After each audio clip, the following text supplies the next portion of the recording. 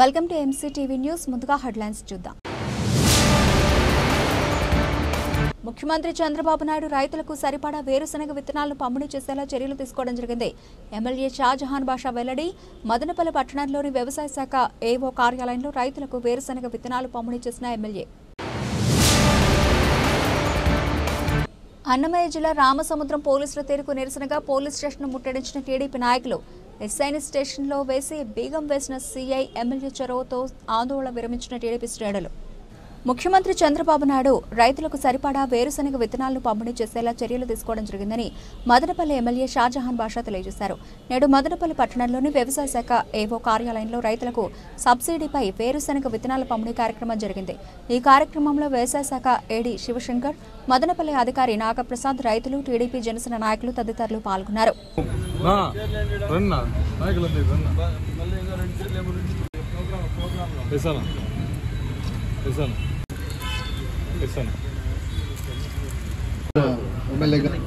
ఇతర ప్రముఖ పాత్రికా విలేకరులు, ముఖ్యంగా రైతు సోదరులకు సమస్యలు కావచ్చు, వాళ్ళు పండించినటువంటి పంటల్లో ఉన్నటువంటి సాంకేతిక సమస్యల గురించి వివరించడం కోసం ఈ యొక్క కార్యక్రమం. కాస్ట్ ఆఫ్ కల్టివేషన్ బాగా పెరిగిపోతున్న నేపథ్యంలో ముఖ్యంగా వేరుశెనగ కానీ వరి కానీ ఇటువంటి పంటల్లో పొలం పడిన కార్యక్రమాన్ని చేపించి రైతులకి వాళ్ళు ఎదుర్కొంటే వేరుశెనగ విత్తనాలు ప్రతి ఒక్కరు తీసుకుని సకాలంలో వేయవలసిందిగా కోరుకుంటున్నాను.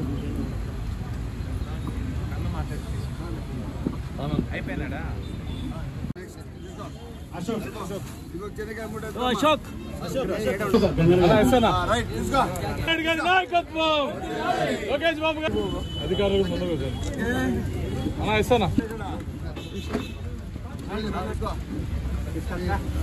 సార్.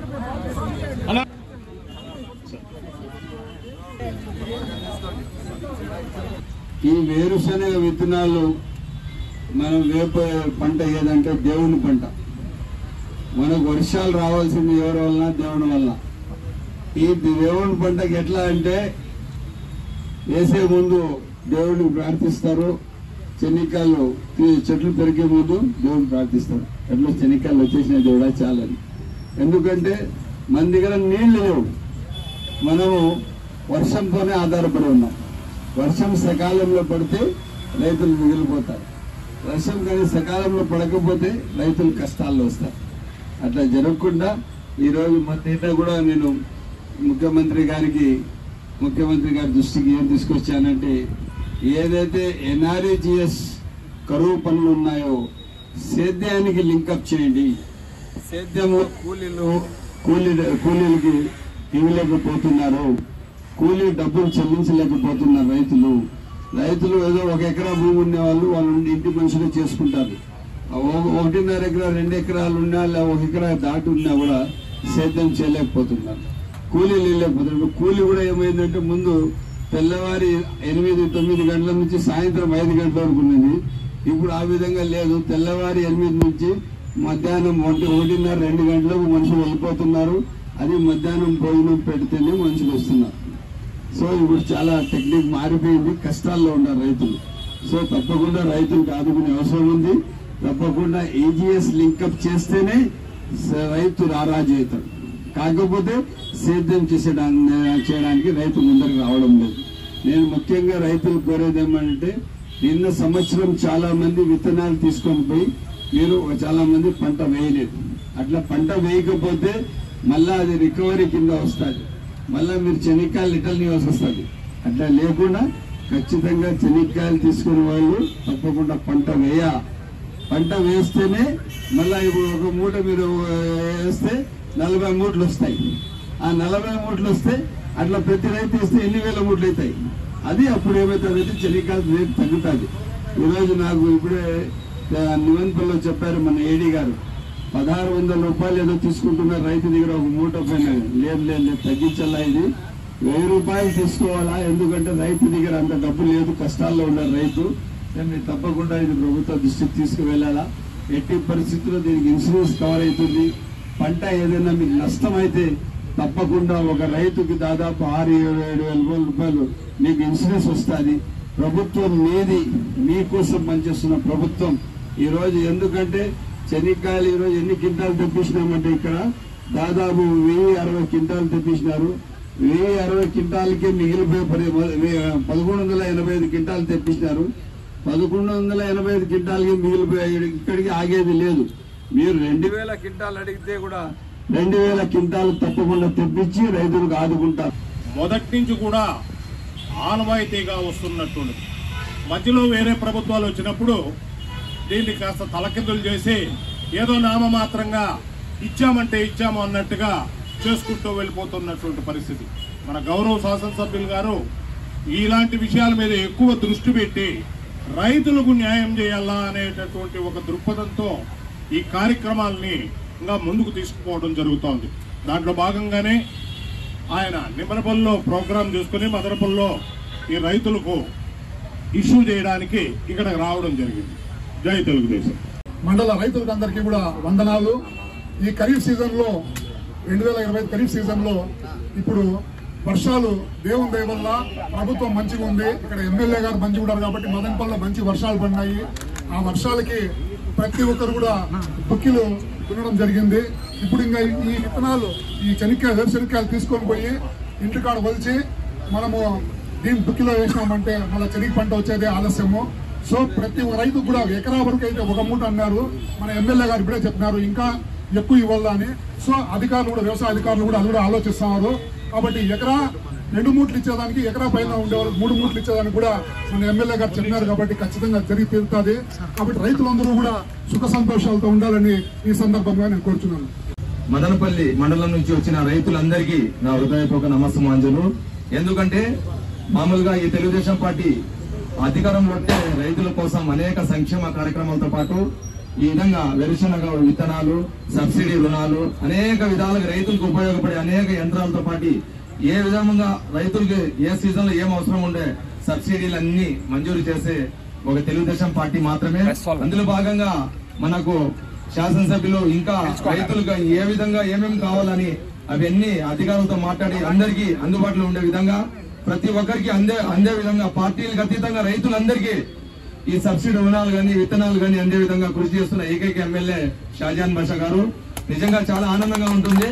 రైతులు ఎప్పుడు ఏ కార్యక్రమం ఉన్నా ఏం ఆలోచించకుండా రైతులు మంచిగా ఉంటే, రైతులు బాగుంటే దేశం బాగుంటుందని ఆలోచించే ఏకైక నాయకుడు చంద్రబాబు.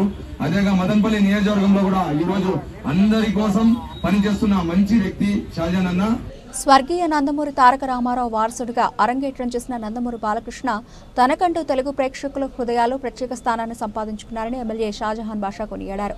నేడు మదనపల్లి పట్టణం నేరుగట్టువారిపల్లిలోని అన్న క్యాంటీన్ వద్ద బాలకృష్ణ జన్మదిన వేడుకలు ఘనంగా నిర్వహించారు. ఈ కార్యక్రమంలో నాయకులు, కార్యకర్తలు పాల్గొని కేక్ కట్ చేసి సంబరాలు జరుపుకున్నారు.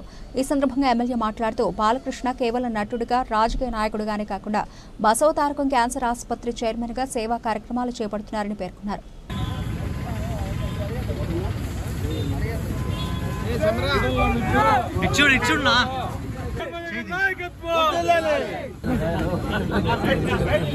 ఎవరు లెటర్ ఇచ్చేవాళ్ళు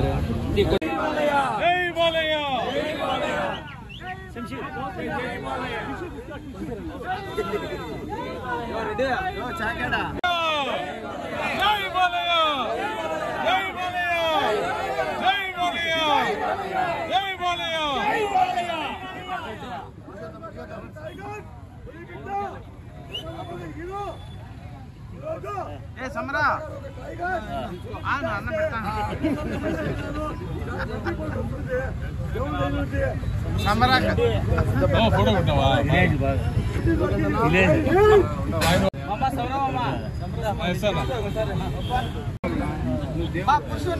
ముందరకుంటా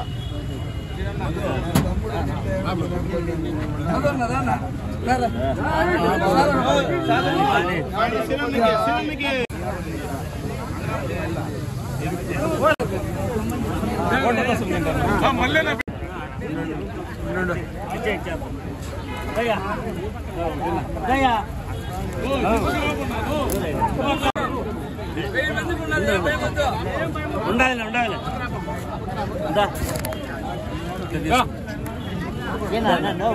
ఉండు ఇట్లా ఎనికి బాలకృష్ణ గారి జన్మదిన శుభ సందర్భమున మా నాయకులందరూ కేక్ కటింగ్, అన్నదానము, అదేవిధంగా ఆయన సేవలు బాలకృష్ణ గారు ఈరోజు క్యాన్సర్ హాస్పిటల్ పెట్టి కొన్ని వేల మందికి ఆదుకున్న వ్యక్తి. ఆయన సేవలు ఎప్పుడు ఎవరు మరవరు. అటువంటి నాయకులు పార్టీలో ఉండడం, ఆయన స్వర్గశ్రీ నందమూరి తారక రామారావు గారి బిడ్డ. ఆయన ఎల్లప్పుడూ మంచి ఆలోచన చేస్తారు, కొద్దిమందికి మంచి చేయాలని ఆలోచనతో ముందు ఉండేవాడు. ఇటువంటి జన్మదినాలు ఇంకా వంద జరుపుకోవాలని చెప్పి. అన్నమయ్య జిల్లా రామసముద్రం పోలీసుల తీరుకు నిరసనగా టీడీపీ నాయకులు పోలీస్ స్టేషన్ ని ముట్టడించారు. ఎస్ఐ రవికుమార్ వైసీపీ నాయకులతో ఏకపక్షంగా నిలుస్తూ తమపై అక్రమ కేసులు పెట్టడాన్ని నిరసిస్తూ ఎస్ఐని స్టేషన్ నుంచి బయటకు పంపాలని పట్టుబట్టారు. దీంతో రామసముద్రం పోలీస్ స్టేషన్ ఎదుట ఉద్రిక్త వాతావరణం నెలకొంది.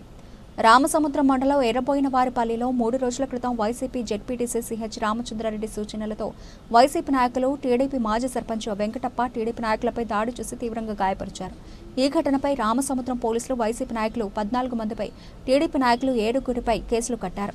వైసీపీ నాయకుల చేతిలో తీవ్రంగా గాయపడిన బాధితులపైనే ఎస్ఐ రవికుమార్ అక్రమంగా కేసులు కట్టడంతో టీడీపీ నాయకులు ఆగ్రహించారు.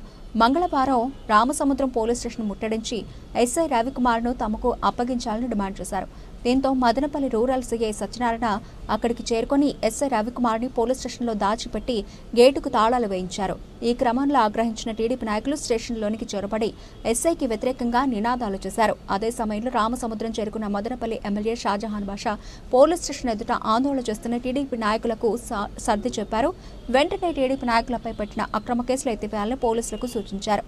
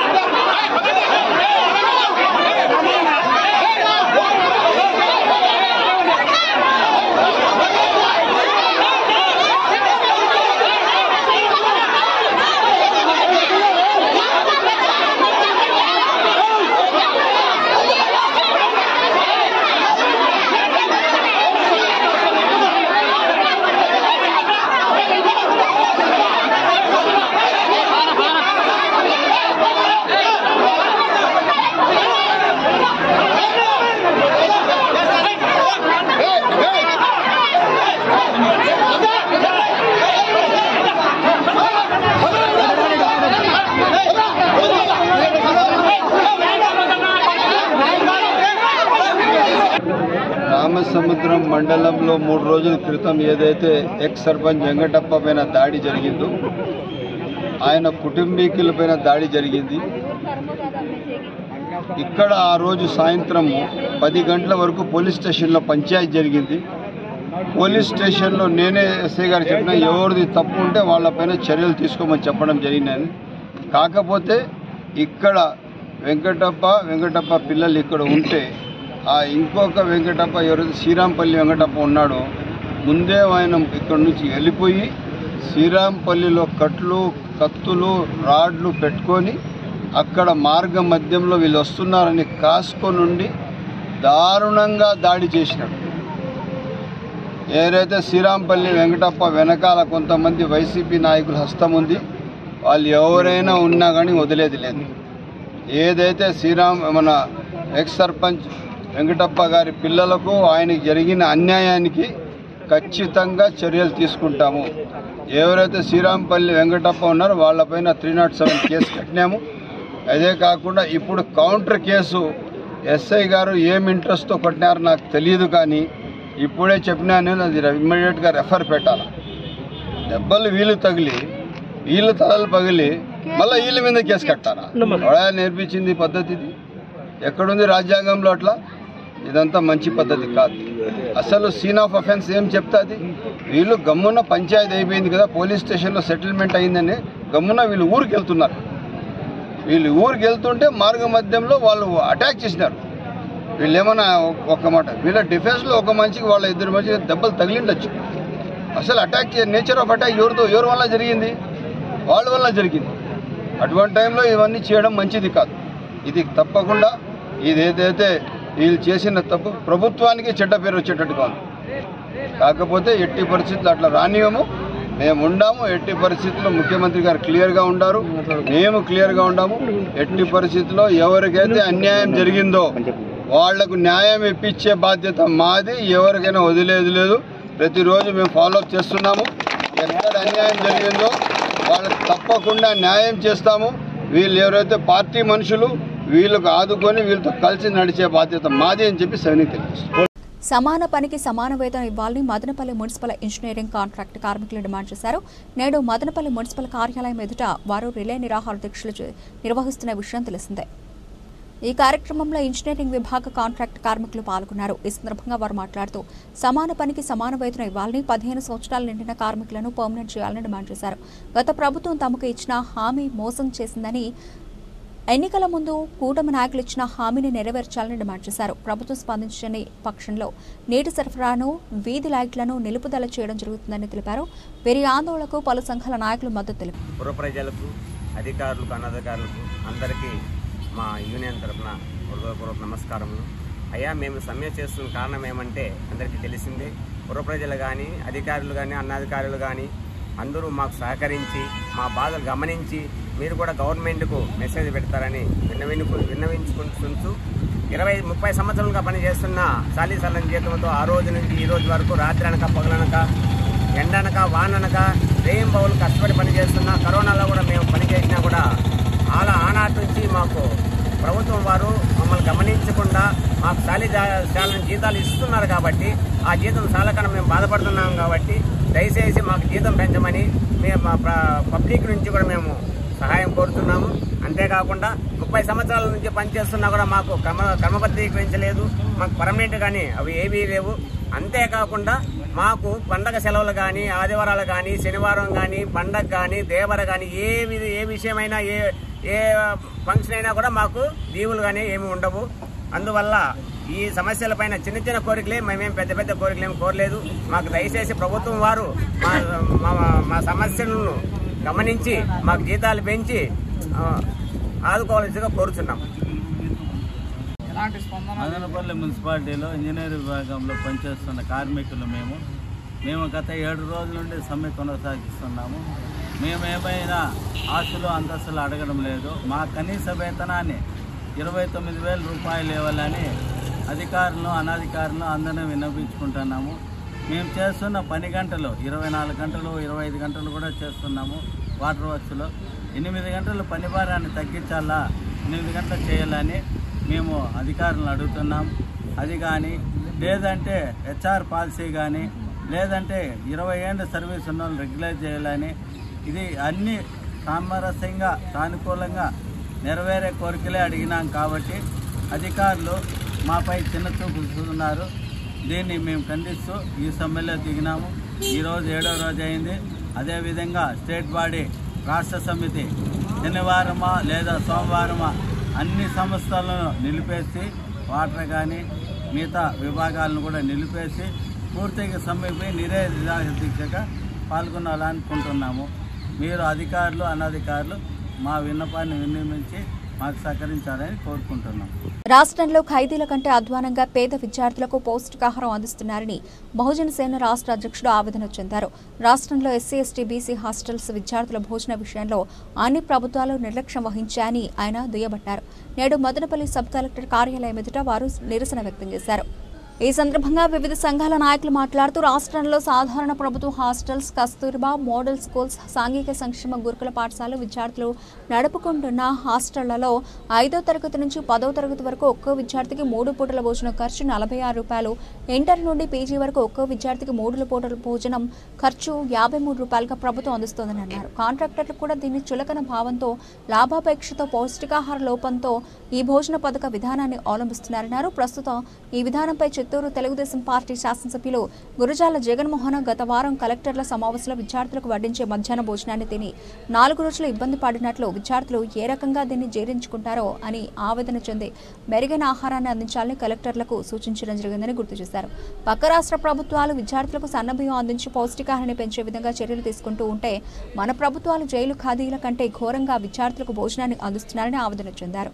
ఒక్క జైలు ఖైదీకి 3 పూటల భోజనం ఖర్చు 225 రూపాయలు ఉండగా వీరిలో సగభాగం కూడా విద్యార్థులకు ఖర్చు పెట్టట్లేదని, ఈ విధానం ప్రభుత్వం మార్చుకోవాలని వీరు హితవు పలికారు. ఈ కార్యక్రమంలో ఎస్సీ, ఎస్టీ, బీసీ సంఘాల నాయకులతో పాటు సిపిఐ, ఎస్ఎఫ్ఐ, రాయలసీమ విద్యార్థి సంఘాలు పాల్గొన్నారు.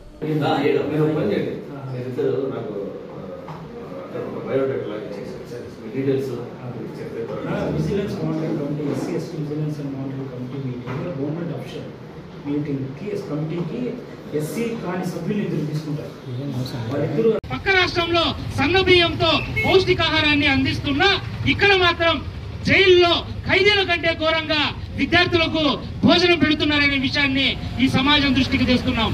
ఏ రకంగా అంటే ఒక జైలు ఖైదీకి ఒక రోజు 3 పూటల ఖర్చు 225 రూపాయలు 3 పూటల ఖర్చు ఇస్తే ఇక్కడ 46 రూపాయలు 53 రూపాయలు ఇస్తున్నారు.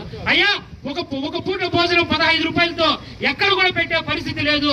మీరు నిర్వహిస్తున్న అన్నా క్యాంటీన్ కూడా 90 రూపాయలు ప్రభుత్వం భరిస్తే పేదల దగ్గర నుంచి 5 రూపాయలు తీసుకొని 95 రూపాయలతో మీరు భోజనం వడ్డిస్తున్నారనే విషయాన్ని మీ దృష్టికి తీసుకొస్తున్నాం. 15 రూపాయలకు కనీసం వాటర్ బాటిల్ కూడా ఈ రాష్ట్రంలో 20 రూపాయలు విలువ చేస్తుంది. ఒక టీ తాగాలన్నా కూడా 10 రూపాయలు విలువ చేస్తుంది. ఒక బిస్కెట్ తినాలన్నా కూడా 10 రూపాయలు తీసుకోవాల్సి వస్తుంది. అంటే ఒక టీ బిస్కెట్ వాల్యూ కూడా లేనటువంటి పౌష్టికాహారాన్ని మాకు కాంట్రాక్టర్ రూపంలో లాభాపేక్ష లేకుండా ఏ కాంట్రాక్టర్ కూడా భోజనాన్ని వడ్డించే పరిస్థితి లేదు. కాబట్టి ప్రభుత్వమే ఈ విధానాన్ని, హాస్టల్ విధానాన్ని మీరు తీసుకొని సక్రమైన పౌష్టికాహారాన్ని ప్రభుత్వం పేదలకు అందించాలని చెప్పేసి బహుజన సేనగా మేము డిమాండ్ చేస్తున్నాం. రాబోయే విద్యా సంవత్సరం 12వ తేదీ పాఠశాలలు, హాస్టల్స్ అన్ని అవుతాయి. కనీసం మీరు ఒక 50 రోజులు సమయం తీసుకొని రాష్ట్ర వ్యాప్తంగా ఒక కమిషన్ ఏర్పాటు చేసి రాష్ట్రంలో హాస్టల్ పరిస్థితులన్నీ కూడా కనుక్కొని ఖచ్చితంగా పేద విద్యార్థులకు, హాస్టల్ విద్యార్థులకు నాణ్యమైన సౌకర్యం అందించాలని చెప్పేసి మేము డిమాండ్ చేస్తున్నాం.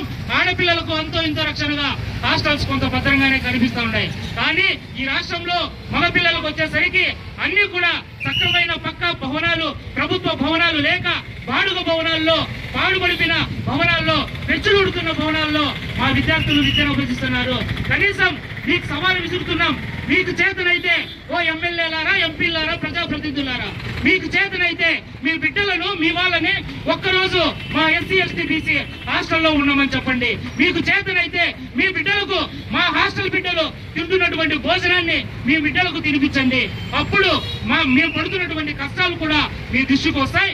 ఇంకనైనా సరే కలెక్టర్లు కానీ, ప్రజాప్రతినిధులు కానీ మీరు చేతనైతే హాస్టల్ నిద్ర చేయండి, హాస్టల్ పర్యటన చేయండి. ప్రతిరోజు ఒక హాస్టల్ ని సందర్శించండి.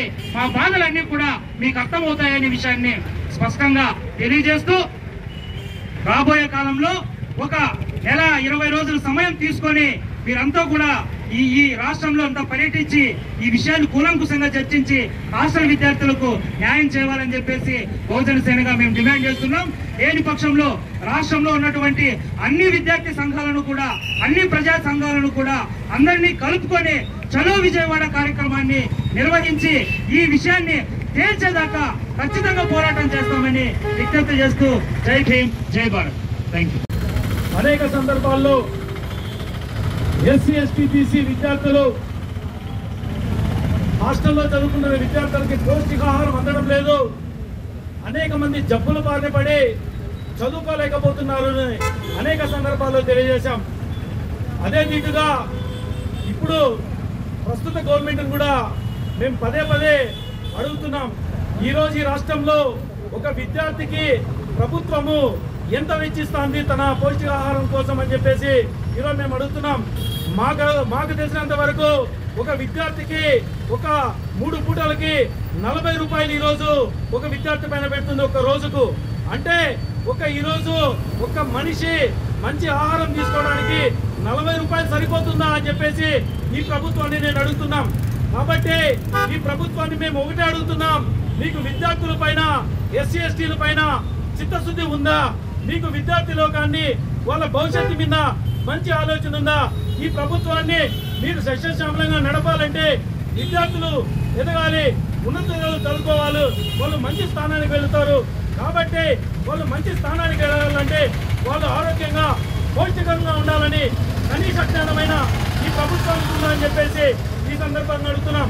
కాబట్టి ఈ ప్రభుత్వాన్ని ఒకటే విన్నవించుకుంటాం, మీకు విద్యార్థుల పైన మానవ జీవన విధానం పైన మీకు కనీస జ్ఞానం ఉంటే మీరు విద్యార్థుల మెచ్చార్జీలు ఒకసారి పరిగణలోకి తీసుకొని ఎంత ఇస్తున్నారు, వాళ్ళకి సరిపోతుందా లేదా దానిపైన ఒక కమిటీ వేసి వాళ్ళకు మంచి ఆహారాన్ని అందించి వాళ్ళ విద్యకు తోడ్పడాలని చెప్పేసి తెలియజేస్తున్నాం. కాబట్టి మీరు ఈ రాష్ట్రంలో ఉన్న ప్రతి హాస్టల్ని ఒక్కసారి కమిషనర్ వేసి వాళ్ళ భోజన వసతులను పరిశీలించి వాళ్ళకి పోషకాహారం అందించాలని చెప్పేసి డిమాండ్ చేస్తున్నాం. ఒక నెలకు 1400 రూపాయలు అంటే ఒక రోజుకు 48 రూపాయలు భోజన సౌకర్యానికి ఇస్తున్నారు. ఈ సౌకర్యంతో పిల్లలు పౌష్టిక ఆహారం అందక మరి విద్యకు నోచుకోక రాబోయే రోజుల్లో ఎస్సీ ఎస్టీ బీసీలు మరి విద్యార్థులు విద్య లేకుండా చేయాలనే దురుద్దేశంతో ఈరోజు రాష్ట్ర కేంద్ర ప్రభుత్వాలన్నీ కూడా మరి విద్యార్థులపైన చేస్తున్నటువంటి నిర్లక్ష్య వైఖరికి ఖండిస్తూ ఈరోజు బహుజన సేన రాష్ట్ర అధ్యక్షులు శ్రీ చందు గారి నేతృత్వంలో అన్నమయ్య జిల్లా మదనపల్లి నియోజకవర్గంలో సబ్ కలెక్టర్ గారికి ఎస్సీ ఎస్టీ బీసీల పైన చిన్నచూపు వైఖరిని ఖండిస్తూ రాష్ట్ర ప్రభుత్వానికి హెచ్చరికలు జారీ చేస్తూ ఈరోజు అన్నమయ్య జిల్లా మదనపల్లి సబ్ కలెక్టర్ కార్యాలయంలో నిరసన కార్యక్రమాన్ని చేపట్టడం జరిగింది.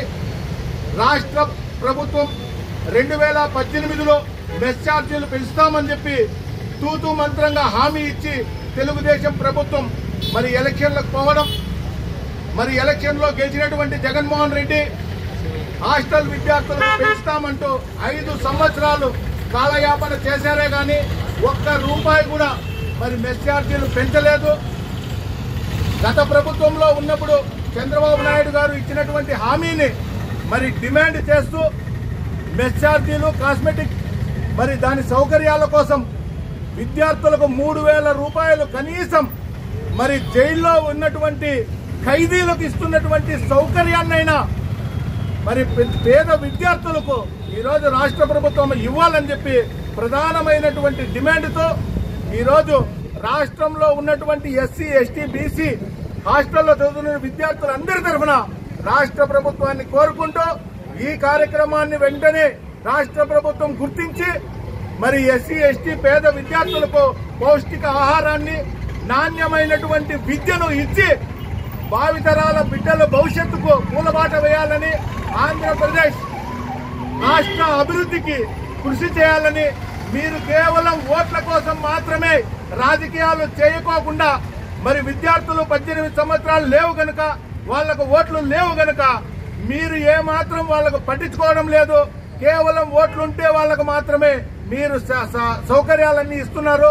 మరి రాబోయే రోజుల్లో విద్యార్థి లోకం కళ్ళు తెరిచి మీ పైన తిరగబడే ముందుగానే మీరు ఇచ్చినటువంటి హామీలు నిలబెట్టుకొని మరి ప్రతి నెల ₹3000 పౌష్టిక ఆహారం కోసం ఇవ్వాలని, మెరుగైన హాస్టల్ వసతులు కల్పించాలని, ఈరోజు హాస్టల్లో ఎత్తుకుంటే 100 సీట్లు ఉన్నటువంటి హాస్టల్లో పడకల్లో 500 మందిని చేర్చి మరి పిల్లలకు విద్య అనేది లేకోకుండా ఒకరి మీద ఒకరు పడుకొని వర్షం పడినప్పుడు గాలి వచ్చినప్పుడు అనేక అసౌకర్యాలకు గురవుతూ మరి రోగాల బారిన పడుతున్నారు.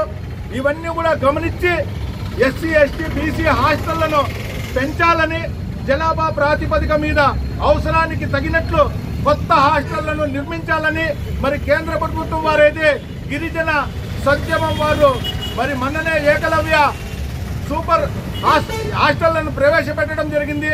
అదే రీతిలోనే రాష్ట్ర ప్రభుత్వాలు కూడా ఎస్సీ ఎస్టీ బీసీల పైన మల్టీ స్పెషాలిటీ హాస్పిటల్ ఏ విధంగా ఉన్నాయో ఆ విధమైనటువంటి సౌకర్యాలతో పిల్లలకు మంచి హాస్టల్ నిర్మించి ఇవ్వాలని చెప్పి కోరుకుంటూ వాల్మీకి సంఘం ఆంధ్రప్రదేశ్ కుటుంబ సభ్యులందరి తరఫున రాష్ట్ర ప్రభుత్వానికి హెచ్చరికలు జారీ చేస్తూ ఇలాంటి మంచి కార్యక్రమాలు ప్రజలకు అవసరమైనటువంటి కార్యక్రమాలు నిర్వహిస్తున్నటువంటి బహుజన సేన రాష్ట్ర అధ్యక్షులకు ఈ కార్యక్రమం నిర్వాహకులకు బహుజన సేన కార్యకర్తలందరికీ కూడా వాల్మీకి సంఘం ఆంధ్రప్రదేశ్ ఎల్లవేళలా తోడుంటుందని తెలియజేసుకుంటూ ఈ కార్యక్రమానికి విచ్చేయినటువంటి ఎస్సీ ఎస్టీ బీసీ మైనారిటీ నాయకులందరికీ కూడా హృదయపూర్వక ధన్యవాదాలు తెలియజేసుకుంటున్నాను.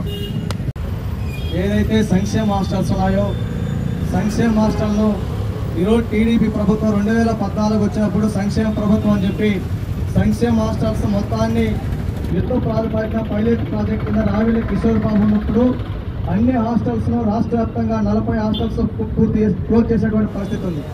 ఇప్పుడు ఈరోజు రాష్ట్ర ప్రభుత్వం సంక్షేమ హాస్టల్ను పూర్తిగా గాలి కుదిరేయాలని చెప్పి ఈరోజు రాష్ట్ర ప్రభుత్వం కంకణం కట్టుకుని చెప్పి చెప్పదలుచుకున్నాం.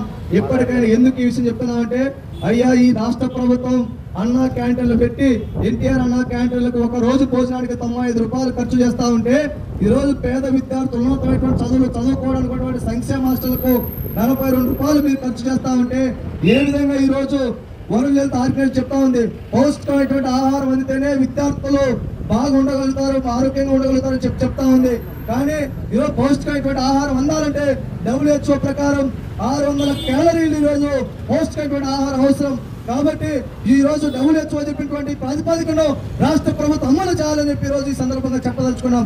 అదే కాకుండా ఈ రోజు నిత్యమైనటువంటి రాష్ట్ర ప్రభుత్వం పేద బడుగు బలైన విద్యార్థుల పక్షాన ఉంటే ఈ పేద బడుగు బలైన విద్యార్థుల పక్షాన ఇప్పటికే అనేకమైనటువంటి హాస్టల్లో ఈ రోజు బంధన గట్టలు మాత్రం ఈ హాస్టల్లో మెరుగుపడాలంటే ఈ రాష్ట్ర ప్రభుత్వం తక్షణమే నిధులు కేటాయించాలా.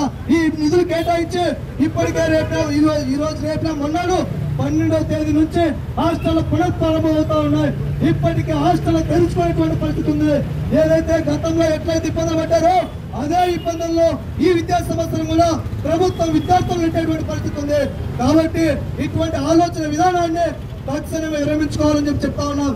ఏదైతే సాంఘిక సంక్షేమ మంత్రి అయినటువంటి వీరాంజనేయ స్వామి గారు తక్షణమే స్పందించాలా.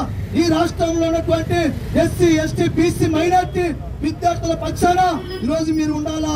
అటువంటి కేబినెట్ లో తీర్మానం చేయాలా.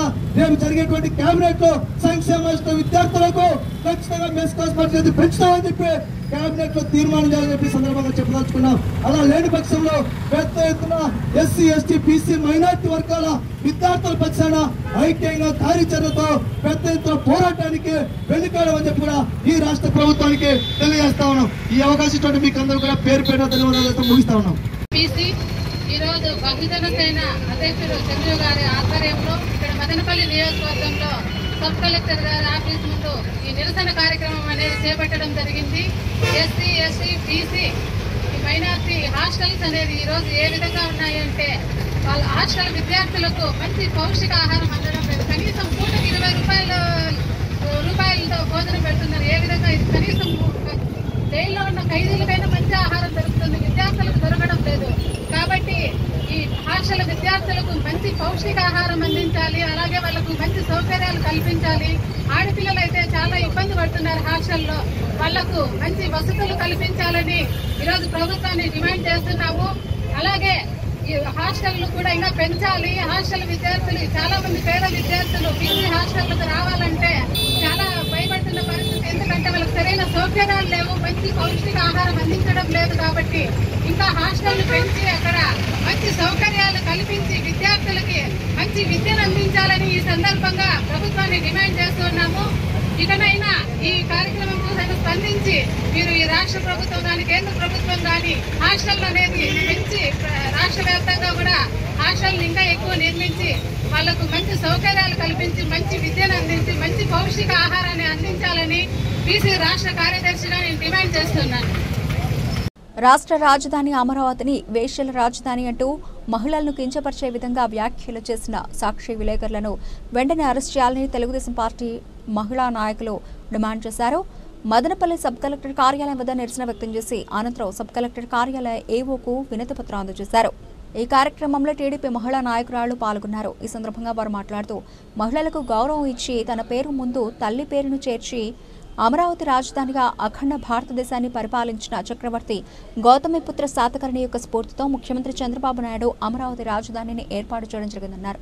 అంతటి గొప్ప రాజధానిని వైసీపీ కుట్రలో భాగంగా సాక్షి ఛానల్ డిబేట్లో వేశ్యల రాజధాని అంటూ మహిళలను కించపరిచే విధంగా వ్యాఖ్యలు చేయడం దారుణమన్నారు. రాష్ట్ర ప్రభుత్వం వెంటనే స్పందించి సాక్షి ఛానల్ను మూసివేయాలని, అదేవిధంగా మహిళలను కించపరిచే విధంగా వ్యాఖ్యలు చేసిన వారిని వెంటనే అరెస్ట్ చేయాలని డిమాండ్ చేశారు. తల్లిని చెల్లిని ఇంటి నుండి బయటకు గెంటిన జగన్మోహన్ రెడ్డికి మహిళల విలువ గురించి ఎలా తెలుస్తుందని, ఇటువంటి వ్యక్తులు నడిపే పత్రికల్లో పనిచేసే వారికి ఇంకా ఎంత మాత్రం మహిళలపై గౌరవం ఉంటుందని విమర్శించారు.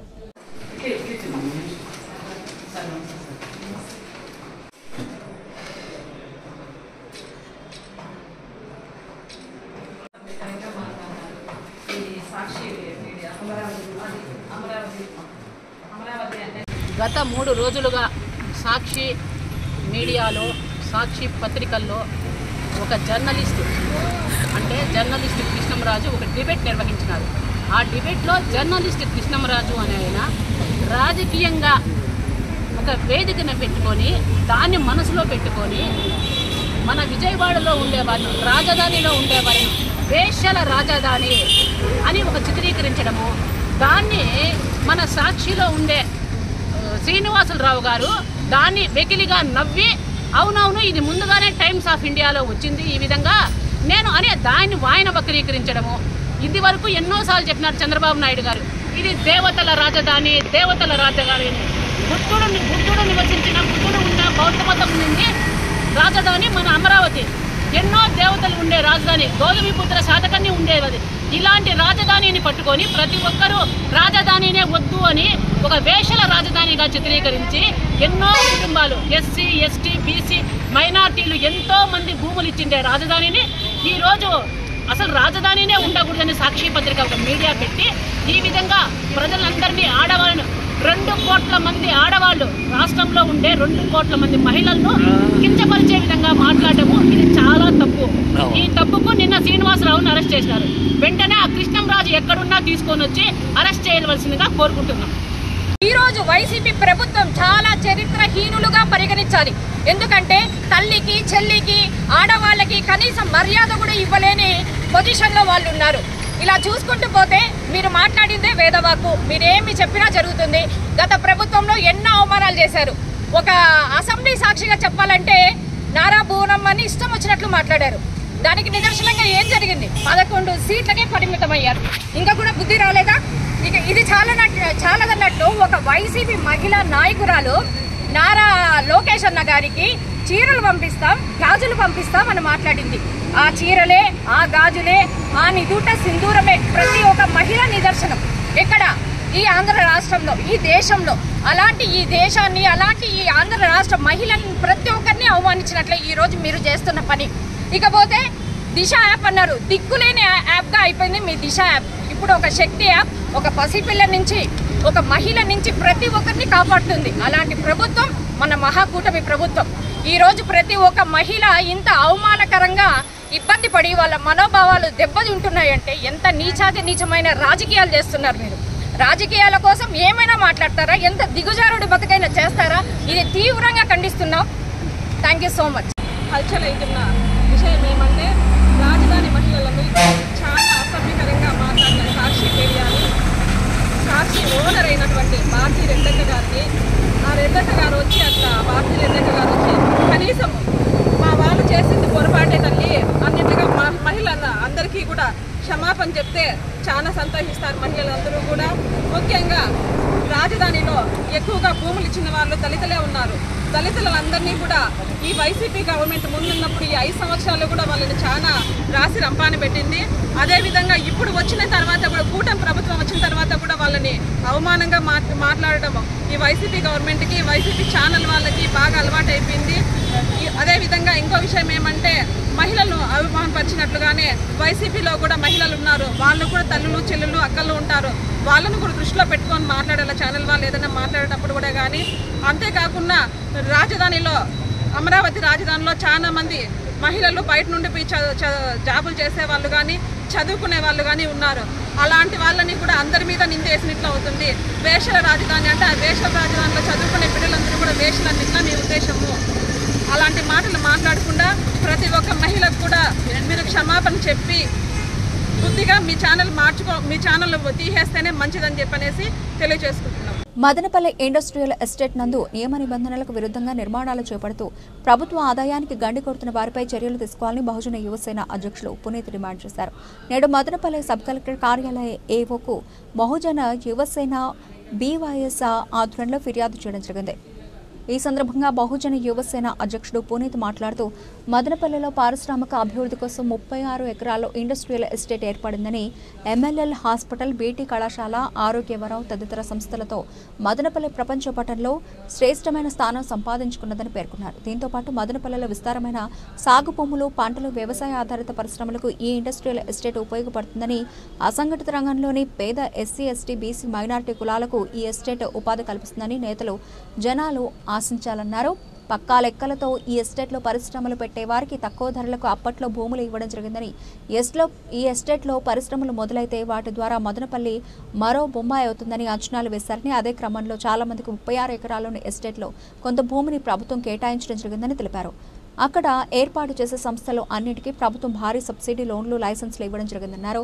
ప్రస్తుతం ఈ భూములు కోట్ల రూపాయలు పలుకుతూ ఉండటంతో ఇక్కడి స్థలాలు పొందిన కొంతమంది ఫ్లాట్ల యజమానులు లక్షాలను తొంగలో తొక్కి తమకు కేటాయించిన పారిశ్రామిక భూములను చట్ట వ్యతిరేక ప్రయోజనాలకు పాల్పడుతున్నారని, ఏపీఐఏసీ నిబంధనలకు విరుద్ధంగా ఎస్టేట్లో అక్రమ నిర్మాణాలు చేపడుతున్నారని, బహుళ అంతస్తుల నిర్మాణానికి ఏ విధమైన అనుమతులు లేకపోయినా నిర్మాణాలు చేపడుతున్న సంబంధిత అధికారులు మీనకున్నారని ఆగ్రహం వ్యక్తం చేశారు. ఇప్పటికైనా అధికారులు స్పందించి వెంటనే చర్యలు తీసుకోవాలని, లేని పక్షంలో ఆందోళన ఉధృతం చేస్తామని హెచ్చరించారు. బహుజన యువసేన బీవైఎస్ ఆధ్వర్యంలో మదనపల్లి ఇండస్ట్రియల్ ఎస్టేట్ నందు అక్రమంగా నియమ నిబంధనలకు విరుద్ధంగా అలాగే ఏపీఐఐసి రూల్స్కు అగైనెస్ట్గా నిర్మిస్తున్న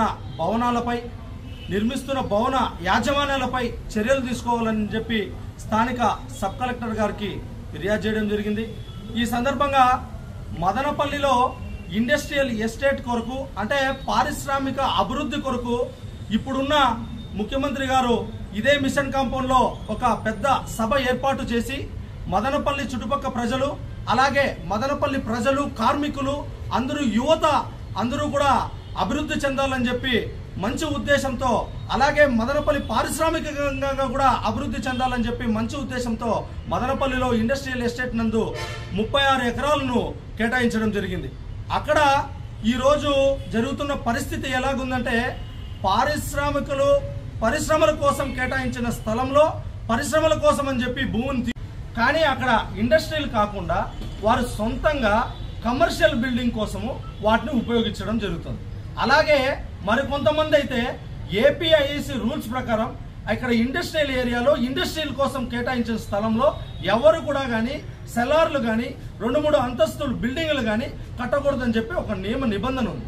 కానీ ఇప్పుడు మీరు గమనిస్తే కొత్తగా యాజమాన్యాలందరూ ఏం చేస్తున్నారంటే ఆ నియమ నిబంధనలు ఏమీ పట్టించుకోకుండా రూల్స్ అగైనెస్ట్గా అదే ఇండస్ట్రియల్ ఎస్టేట్లో పరిశ్రమల కోసం స్థలాన్ని తీసుకొని వాళ్ళు 3, 4, 5 అంతస్తుల భవనాలను నిర్మిస్తున్నారు. వీటిపై అధికారులకి ఇప్పటికీ మేము మొన్న కూడా పోయి జోనల్ ఆఫీస్లో కూడా జోనల్ మేనేజర్ గారికి కడపలో మేము ఫిర్యాదు చేయడం జరిగింది. జోనల్ మేనేజర్ గారి కన్నా ముందు ఇక్కడే స్థానిక సబ్ కలెక్టర్ గారికి కూడా ఫిర్యాదు చేయడం జరిగింది. సంబంధిత అధికారులకు కూడా ఫిర్యాదు చేయడం జరిగింది. మేము ఫిర్యాదు చేసినప్పుడు మాత్రం వస్తారు, వెరిఫై చేస్తారు, ఊరికే ఎంక్వైరీ పేరుతో వస్తారు కానీ ఎంక్వైరీ చేసుకొని పోతారు. కానీ వాళ్ళు మీరు పోయిన వెంటనే ఒక అంతస్తు ఉంటే దాని మీద ఇంకో అంతస్తు కడుతున్నారు. అంటే ఇక్కడ ఏమనిపిస్తుందంటే, మీరు అధికారులు వచ్చి అక్కడ వాటి మీద చర్యలు తీసుకోకపోవడమే కాకుండా వాళ్ళ దగ్గర మీరు అవినీతికి పాల్పడుతున్నారో అధికార ప్రలోభాలకు లోనవుతున్నారో తెలియదు. కానీ వాళ్ళు అనధికారికంగా కడుతున్న బిల్డింగ్స్ ఆపల్సింది పోయి మీరు వచ్చిపోయిన తర్వాత వాళ్ళు ఇంకో ఫ్లోర్, ఇంకో మెట్టు ఎక్కువగా వాళ్ళు పనిచేసుకుంటున్నారు. ఇక్కడ ఇంకో విరుద్ధం ఉంది. మేము ఎవరైనా కానీ ప్రజా సంఘాలు కానీ లేకపోతే ఇతర సంఘాలలో పోయి వాళ్ళకి ఫిర్యాదు చేస్తే మేము ఇంకా ఆఫీస్లో నుండి బయట వచ్చిండం, ఎవరైతే యాజమాన్యాలు ఉన్నారో వాళ్ళకి ఇంటిమేషన్ ఇచ్చేస్తారు. అంటే మీ ఆఫీసుల్లోనే వాళ్ళకి మీరు లోనైపోయి, యాజమాన్యాలకు లోనైపోయి వాళ్ళకి మీరు అవినీతికి పాల్పడుతూ వాళ్ళకి మీరు ఇన్ఫర్మేషన్లు ఇస్తున్నారే కానీ మేము ఇస్తున్న ఫిర్యాదుల మేరకు మీరు చర్యలు తీసుకోవడం లేదు. కావున ఇప్పటికైనా మేము సబ్ కలెక్టర్ గారికి మేము తెలియజేయడం ఏమంటే, అయ్యా సబ్ కలెక్టర్ గారు, మేము ఇప్పుడు ఈ ఫిర్యాదులు చేసి మేము వీటిపైన విసిగిపోయినాం. ఇప్పటికి ఇదే సమస్య మీద ఒక దాదాపుగా ప్రజలు సుఖ సంతోషాలతో ఉండాలని శ్రీ పాలేటి గంగమ్మ వారిని పూజించడం జరిగిందని ఎమ్మెల్యే షాజహాన్ బాషా తెలిపారు. నేడు మదనపల్లి రూరల్ మండలం కోళ్లబయలు పంచాయతీ నందు వెలసిన శ్రీ పాలేటి గంగమ్మ వారి జాతరోత్సవాల్లో వారు పాల్గొని ప్రత్యేక పూజలు నిర్వహించారు. ఆలయ కమిటీ సభ్యులు వీరికి ఆలయ సాంప్రదాయ పద్ధతిలో స్వాగతం పలికారు. ఈ సందర్భంగా ఎమ్మెల్యే మాట్లాడుతూ వర్షాలు సకాలంలో కురవాలని, పాడి పంటలతో రైతులు ప్రజలు సుఖ సంతోషాలతో ఉండాలని పూజలు చేయడం జరిగిందన్నారు. గతంలో తాను ఎమ్మెల్యేగా ఉన్నప్పుడు నిరుపేదలకు ఇళ్ల స్థలాలు ఇచ్చి ఈ కాలనీ ఏర్పాటుకు కృషి చేశారని, అప్పటి నుండి ఇప్పటి వరకు ఎవరూ ఈ కాలనీని పట్టించుకోలేదన్నారు. ఈ కాలనీలో సమస్యలను పరిష్కరించి అభివృద్ధి పనులు చేపడతామని తెలిపారు.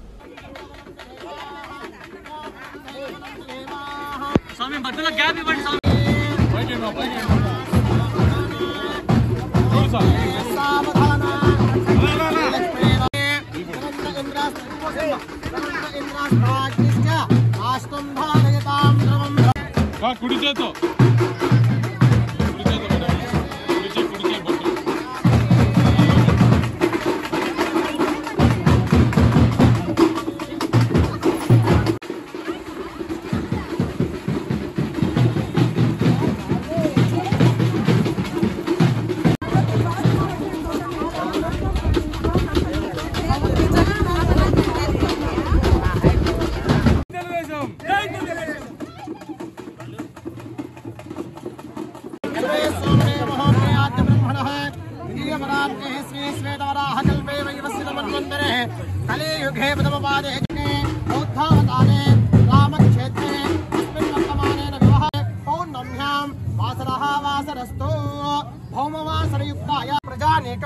श्री शाजहान बाषा गारु नाम यस्य अस्माकं सह मदनपल्ली नियोजकवर्ग ग्राम प्रजानीकं कुटुंबानां क्षेम स्थैर्य धैर्य वीर्य विजय अभय आयुर आरोग्याभि ऐश्वर्याभिसिद्ध्यर्थं प्रसन्न आंजनेय स्वामिनोताभ्यो नमः यावश्चक्ते यापतिं रघुकुलान् भैरत्वदीपम् आजानुबाहम् अरविन्द आंजनेयाय विद्महे वायुपुत्राय धीमहि तन्नो हनुमान् प्रचोदयात्। श्री प्रसन्न आंजनेय स्वामिनो आसनं समर्पयामि, रत्नसिंहासनं समर्पयामि, पादारविन्दयोः पाद्यं वाद्यं समर्पयामि, हस्तारविन्दयोः पुष्पाणिं समर्पयामि, धूपमाग् प्रसन्न आंजनेय स्वामिनो नमः धूपं समर्पयामि, दीपं निवेशयामि, धूपदीपानन्तरम् ओम याज्ञफलनेर्य अपला पुष्पयायाश्च पुष्पणे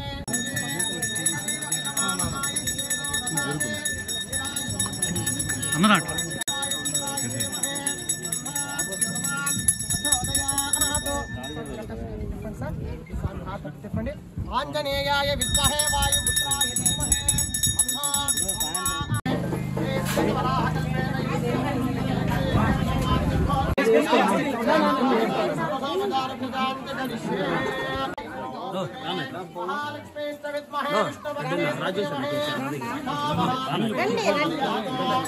అన్నది అన్నది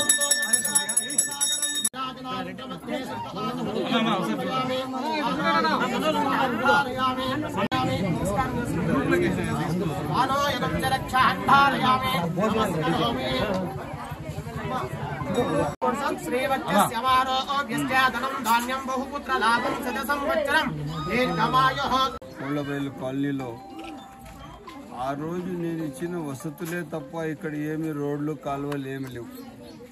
ఇంకా ఆ పక్క అంతా 1 కోటి రూపాయలు ఇచ్చినాము. ఇస్తే కూడా ఇంకా వసతులు చాలా వీళ్ళకు రోడ్లు కాలువలు అంతా ఇవ్వాల. ఆ రోజు ఇదే క్రమంగా ఇక్కడ గుడి ఇచ్చాము, అక్కడ మసీదుకి ఇచ్చాము. ఇప్పుడు ఇది కాకుండా ఇంకా మళ్ళీ 50 లక్షల రోడ్లు అదనంగా ఇచ్చినాము. తప్పకుండా అవన్నీ అభివృద్ధి చేస్తాము. అందరూ కలిసిమెలిసి ఉండాలా.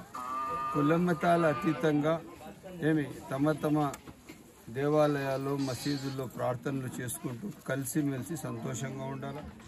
ఎవరికి ఏ కష్టం వచ్చే పరిస్థితిలో పనిచేసే ప్రభుత్వం మాది కాదు. తప్పకుండా అందరి మనోభావాలను గుర్తిస్తూ వాళ్ళ విలువలను చాటుతూ వాళ్ళ ఐక్యతకు తీసుకుంటూ అందరి దగ్గర తీసుకొని నడుస్తాం కానీ ఎవరికి కూడా వ్యతిరేకంగా పనిచేసేవాళ్ళం కాదు. తప్పకుండా ఈరోజు ఈ ప్రభుత్వం ప్రజాప్రభుత్వం, ప్రజల ప్రభుత్వం. ఈరోజు చూడండి ఎట్లా ఉన్నాయి, మారుమూల ఊర్లో ఉన్నట్లున్నాయి, ఇల్లు లేవు, పెద్ద పెద్ద ఉన్నాయి, రోడ్లు లేవు, కాలువలు లేవు. సో ఇక్కడ ఎక్కడ వీళ్ళకి ఆదుకునే వాళ్ళు ఎవరు లేరు. తప్పకుండా ఇంకా 50 లక్షల రూపాయలకు రోడ్లు కాలువలు ఇస్తాము. మళ్ళా ఒక 3-4 నెలలు మళ్ళీ 1 కోటి రూపాయలకి ఇచ్చి పూర్తి స్థాయిగా ఈ వసతులు అన్ని కల్పిస్తూ అదేవిధంగా అందరికీ ఏ అవసరం ఉన్నా ప్రభుత్వం మా బాధ్యత అందరికీ అభివృద్ధి చేస్తుంది. కాంగ్రెస్ పార్టీ రాష్ట్ర అధ్యక్షురాలు వైఎస్ షర్మిలారెడ్డికి వాల్మీకుల ఎస్టీ పునరుద్ధరణ హామీని మేనిఫెస్టోలో పెట్టాలని కేంద్ర ప్రభుత్వంపై ఒత్తిడి తేవడంలో కాంగ్రెస్ పార్టీ జాతీయ అధ్యక్షుడు రాహుల్ గాంధీ సహకరించాలని కోరుతూ వినతి పత్రం అందజేయడం జరిగిందని వాల్మీకి సంఘం రాష్ట్ర అధ్యక్షులు పూలి శ్రీనివాసులు తెలిపారు. నేడు వైఎస్ షర్మిలకు చిత్తూరు కాంగ్రెస్ పార్టీ మీటింగ్ నందు వినతి పత్రాన్ని అందజేయడం జరిగిందని ఆయన అన్నారు. ఈ సందర్భంగా వాల్మీకి సంఘం రాష్ట్ర అధ్యక్షులు పూలి శ్రీనివాసులు మాట్లాడుతూ కాంగ్రెస్ పార్టీ రాష్ట్ర అధ్యక్షురాలు వారికి వాల్మీకులు ఆంధ్రప్రదేశ్లో 5 జిల్లాల్లో ఎస్టీలుగాను 8 జిల్లాల్లో బీసీలుగాను రిజర్వేషన్లో కొనసాగుతున్నామని, జిల్లాల వారీగా విభజించిన వాల్మీకి కులస్తులను ఎస్టీ పునరుద్ధరణ చేసి వాల్మీకుల ఎస్టీ రిజర్వేషన్ హక్కును తిరిగి ఇవ్వాలని కేంద్ర ప్రభుత్వంపై వాల్మీకులు చేస్తున్న పోరాటాలను వివరించి కాంగ్రెస్ పార్టీ జాతీయ అధ్యక్షుడు రాహుల్ గాంధీని వాల్మీకులు ఎస్టీ పునరుద్ధరణకు సహకరించమని తమరికి వినతి పత్రాన్ని అందజేస్తున్నామని చెప్పారు.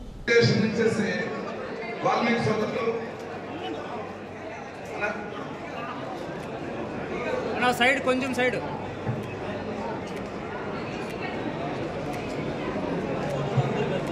థ్యాంక్ యూ అన్న ప్లీజ్.